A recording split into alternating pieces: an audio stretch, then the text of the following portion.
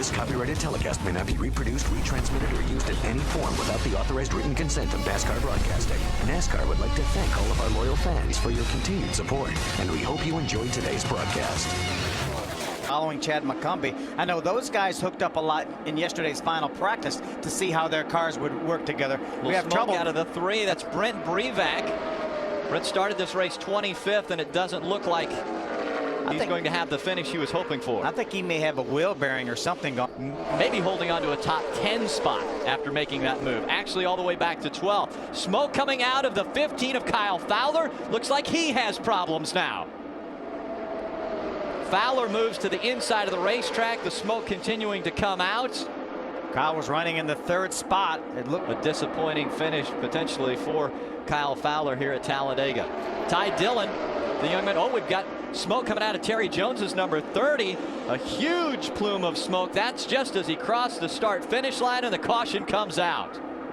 So the first caution comes out. Strategy is really going to come into play right now because we've completed 15 laps. That means a guy like Bobby Gerhart may challenge this once again. Yeah, that means almost 80 laps. So again, they will race on dirt. They go from super speedways all the way to dirt tracks. Oh, into James the wall Hilton. is James Harvey Hilton in at 48. Looks like he may have lost a right front tire. Heads behind the wall. There he is, top of your screen, already up into the wall. Looked like you saw a car smoking down there. Originally, it looks like maybe James cut a tire down by Frank Kimmel. But look at the gap now from Chad McCumbee back to Matt Merrill. So that's going to stall Chad McCumbee out again. They were side by side for second. Brandon McReynolds holding on to the bottom line. Oh, problems getting turned. Hal Martin goes to the inside. He'll slide back up the racetrack. Luckily, no cars down there as he came through, and the caution will come out. That was going into turn number 1. That's what happens when you start bump drafting. And you start fighting for the inside of the racetrack.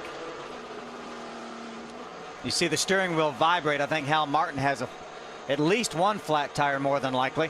Watch the yellow car. He's back behind the purple car. He runs into the back of the 16 of Joey Coulter, and when the 16 comes back to get back in line, he actually made contact again with Hal Martin and turned him sideways. And around goes Hal Martin. Tim George Jr. in the 5th spot in that number 31. Then Sean Corr in the 82 just behind him. Again, this pack working the bottom of the racetrack. Oh, we had a right front tire. Looks like it went out. That's the 98 of Brian Silas. A hard right turn for Brian Silas coming through turns 3 and 4. He goes down onto the apron. Still no caution. Brian Silas run just off the track, and then, yeah, the right front went out. You could see the fender. You could already. And now the caution comes out. There's Bobby Gerhart going down pit road at speed. That really shows you how fast these cars are going when they're late game. And away goes Kimmel. 2-car length lead over second place Dakota Armstrong. Now he'll check back up. Will he get in front of the 22 or the 41? That's the question. I think you want to be in front of both of them. He's got a long ways to go. 23 laps remaining in this one. Oh, trouble. Around Hal Martin and into the wall. Martin hard into the inside wall. Caution comes out once again. Well, you knew that angle that Hal came off the racetrack, that he was going to make contact with that inside wall. Great to see him moving around in the car, though.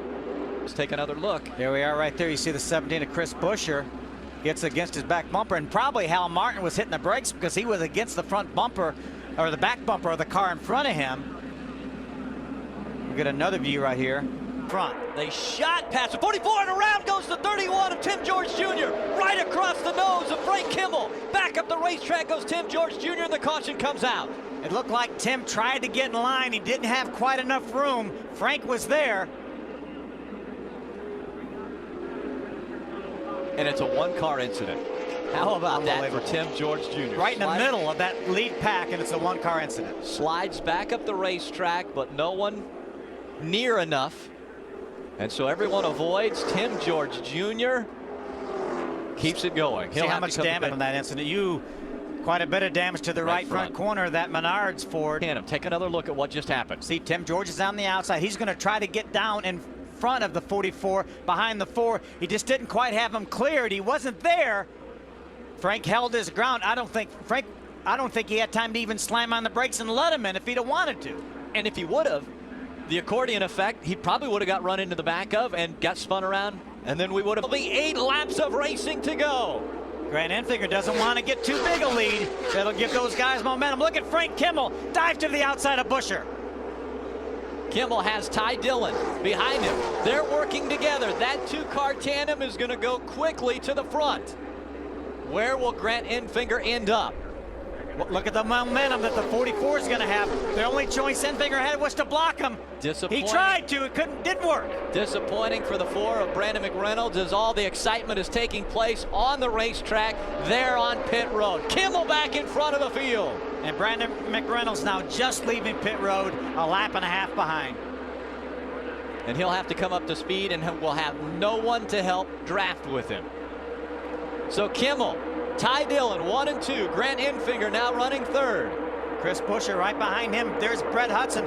Great run for him in the 94 car. Matt Merrill to his outside in the 32. Through the tri-oval they go. Coming back to the start-finish line. Just 7 laps to go. Enfinger dives down behind the 41 of Ty Dillon.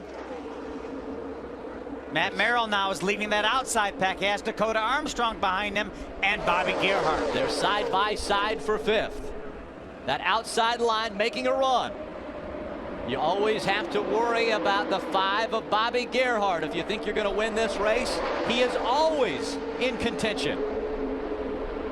Great call by Tony Hirschman Jr. and Bill Kimmel to leave that 44 on the racetrack. Coming out of turn 4.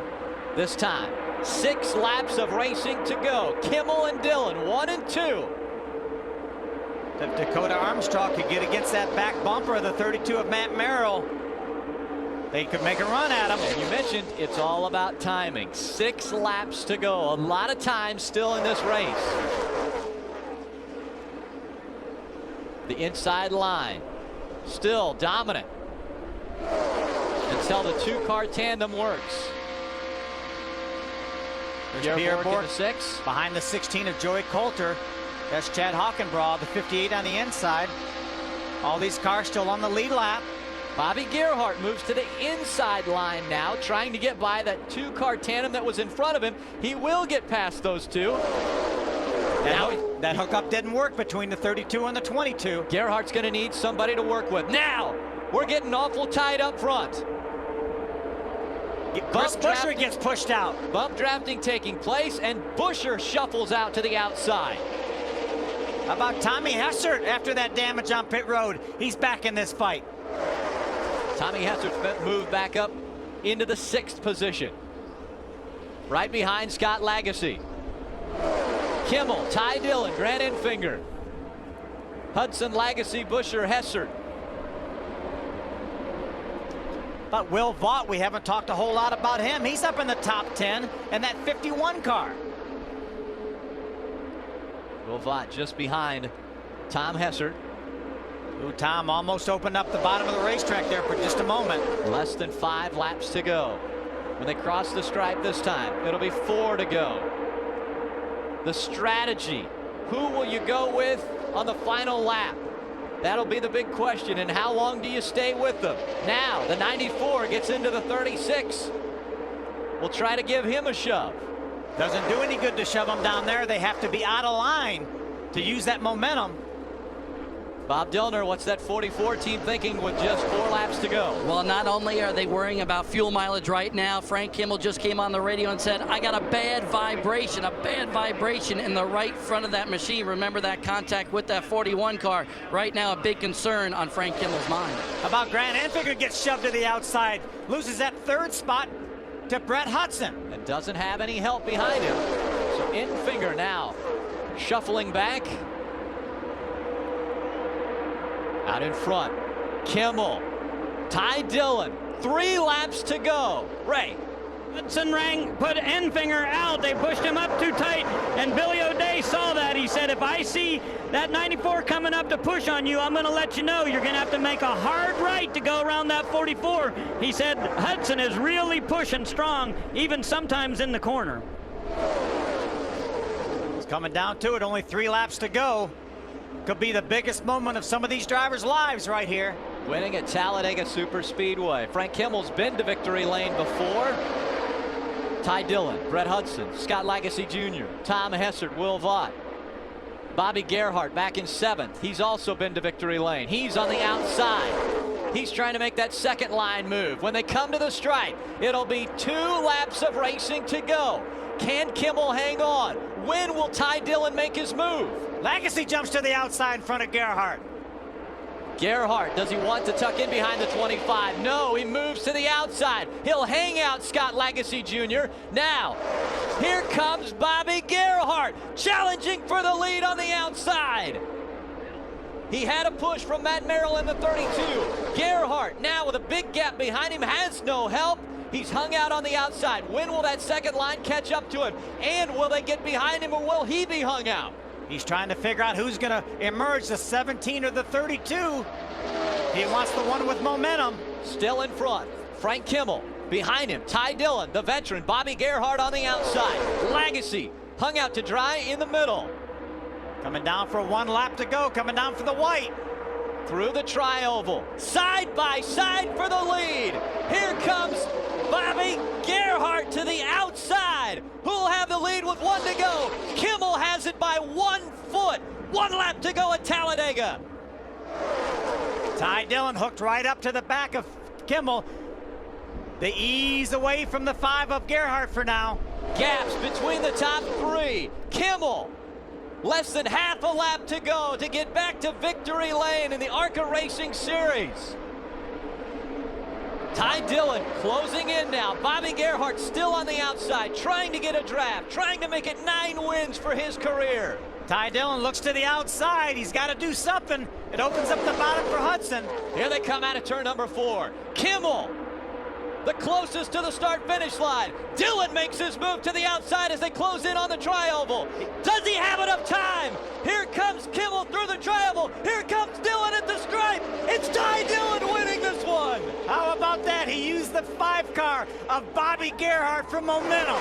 Ty Dillon times it out perfectly and just noses Frank Kimmel at the line. How about Bill Kimmel? So close.